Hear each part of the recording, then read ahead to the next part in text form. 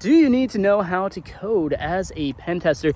This one is a little bit more of a beginner video, but I think it might help out a lot of people, even that are in this space already. Maybe you're in another area of cyber, you want to get into the pen testing space. Well, do you need to know how to code?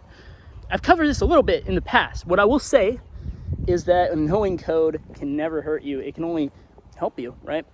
And a lot of guys in security have various backgrounds, right? Because pen testing, cybersecurity, there's no standard one path for it, right? Like if you want to be a doctor, then there's a very standard path. You got to go to school, then you got to go to medical school, right? You got to do all the schooling, and the path is very clear to become a doctor, right?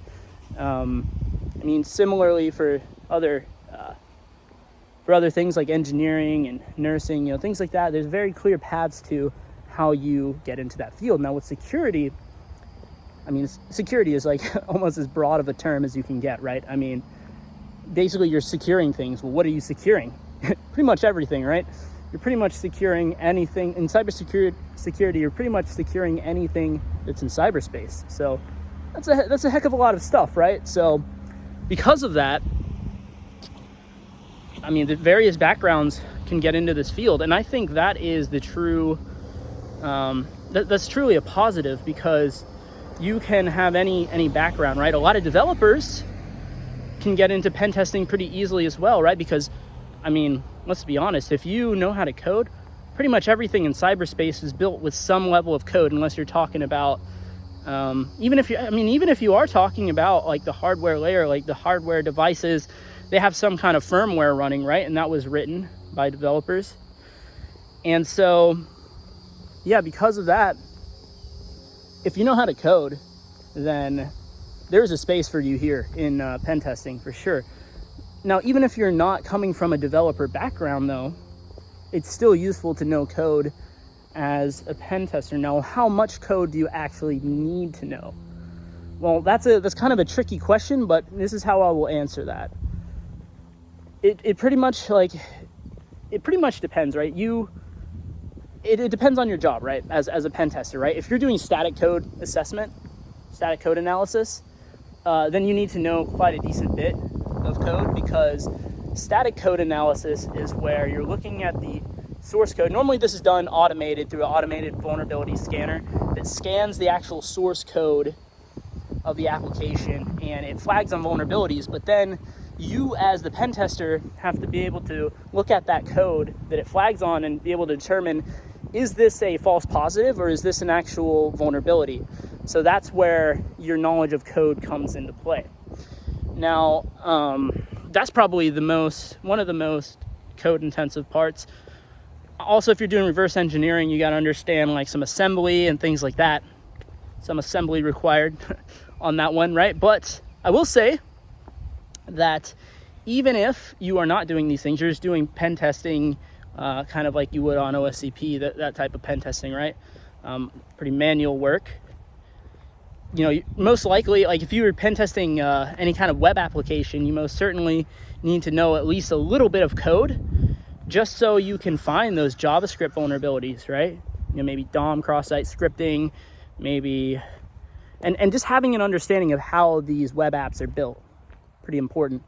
Now, beyond all of that, a huge bonus is if you can use your skill in programming to automate some of your testing, right? Or to automate, maybe not even your testing, but certain tasks that you have to repeat over and over and over, right? So there might be some administrative tasks that you have to always do that's like the boring part of the job, right? Because there's a lot of that, right? Like creating your reports to send out to the application teams or network guys, right? Or pretty much anything you can think of on the job that you have to do over and over again. There's a potential you could automate that, right? And if the better you are at code, the more of these opportunities you're going to start noticing. They're like, hey, I can automate this. I could save myself a ton of time and maybe save my team a ton of time as well. I think every good security team has a solid programmer on it, right? A guy with a good programming skill set. I wouldn't even say background, because you don't have to have a developer background to learn these things. I learned all the code that I've learned was completely on my own. Now, if you guys are interested in how to do that, let me know in the comments section below.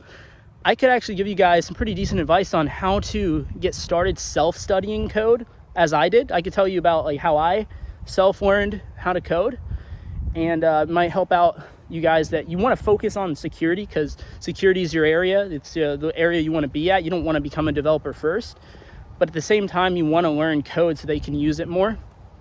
You know, if that sounds like you, if you're listening to this, that sounds like you, let me know in the comments section below. I can definitely help you out and give you guys some insight on how I learned how to code and how you could do as well. But that was just a bit of an aside there. How much code do you actually need on the job? You can get away, and I will use that word, get away with barely, not knowing too much beyond some basic JavaScript and things like that, HTML, CSS, right? You get by with that, but it's definitely not ideal. It's definitely not ideal. If you want to be a really solid candidate for a pen testing job, then you need to know how to be able to automate certain things. You need to be able to know at least one back-end programming language, like whether it be Python, Java, C#, pretty popular, right? You need to know a few languages, have them under your belt, be able to.